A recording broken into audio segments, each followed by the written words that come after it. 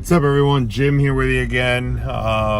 Just getting more content to the YouTube page. Tuesday night, just before SmackDown Live comes on the air, Raw in the rearview mirror. Only SmackDown, and then the road to WrestleMania has just one more stop. Last night's show, I thought, was a really good go-home show. Not your best go-home WrestleMania show I've ever seen, but really good. The only thing I did not like was the Kurt Angle, Baron Corbin, Rey Mysterio stuff being at the end of this show. Now, I kind of get it. They want Corbin as the chicken shit, kind of getting pie on his face a little bit, as your lasting memory before WrestleMania. And I think also to give Kurt Angle that last moment in the sun, before his WWE career, comes to an end. Obviously retiring on Sunday. WrestleMania will be his last match, but and an amazing career. Man, that video that they played for him, spectacular. The WWE video people, and I apologize, obviously, if the video is a little shaky. It's driving.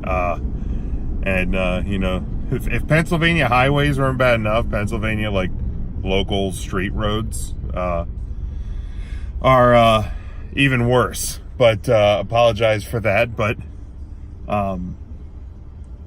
WWE's video crew always does incredible work. Last night was no different. I really think they surprised Kurt with that. It didn't look like he knew that was coming. So if they actually did surprise him, I'm really I think that's pretty cool on the WWE to do that. But I thought that the segment, the 6-woman tag, and then of course the melee afterwards with Ronda and Becky and Charlotte, and the security and the police and the arrest in the back and all of that, which I thought was one of the top moments of the night.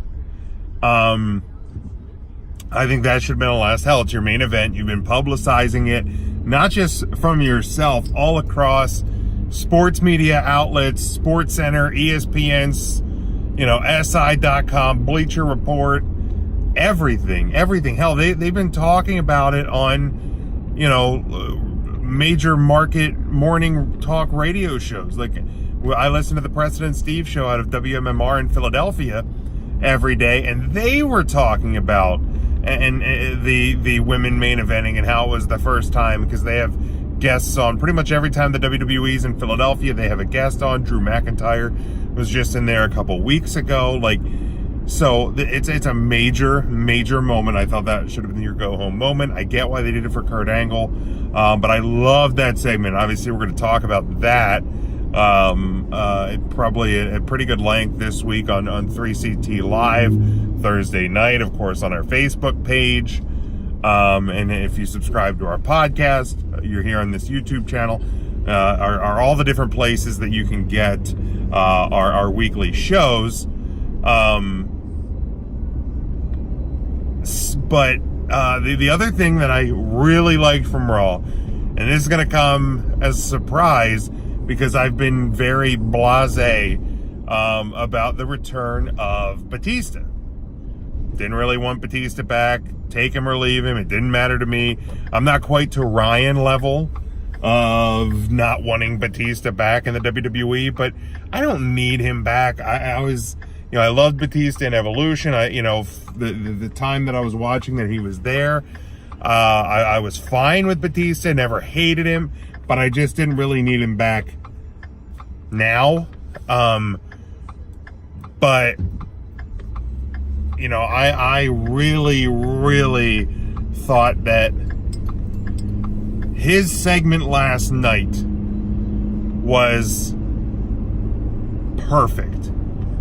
My biggest gripe with him in his last WWE run and in this very brief one that he's had is the times he's been on Raw, the one with the live via satellite, and then the, you know, tell me what you want, give me what I want, back and forth with him and Triple H just were poor segments, because I don't know if they didn't script them, if he didn't want them scripted, if he was trying to go off script a little bit, but I thought they came off really poorly.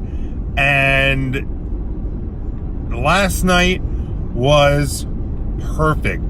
He comes to the ring. Yes, he's the heel in this feud, but he's at home in Washington, D.C. He's from D.C. So the crowd is hot for you. Points to the Titantron, which they called it the Titantron during Kurt's thing. And I can't remember if they've like always been doing that or if that was just a thing for Kurt. I'm not 100% sure. But he points to the Titantron, and there's the, you know, the hype up video for the match. And then he simply says, it was either kiss my ass, Hunter, or Hunter, kiss my ass. And then drops the mic and leaves. And I thought that was perfect, because he doesn't need to say anything. He doesn't need to say anything. He didn't have to. And, you know, here's the thing. I'm always going to be hyped up for a Triple H match. But this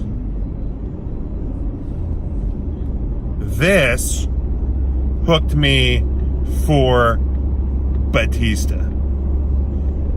I got on board with Batista in this feud. Now, do I hope that he holds true and this is his last match? Sure, absolutely. But in this feud, at this WrestleMania, in this moment, it hooked me on Batista. And that is what a well-executed promo segment can do.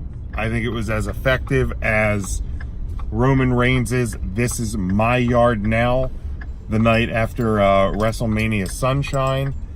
You know, and this really was. This one hooked me, and I thought it was extremely well executed. It was perfect for this feud in this moment, and I'm on board. 5 minutes till SmackDown Live. At the point I'm recording this, I'm parked, always unbuckle. See you Thursday night. Stay safe, stay smart, go for the pin.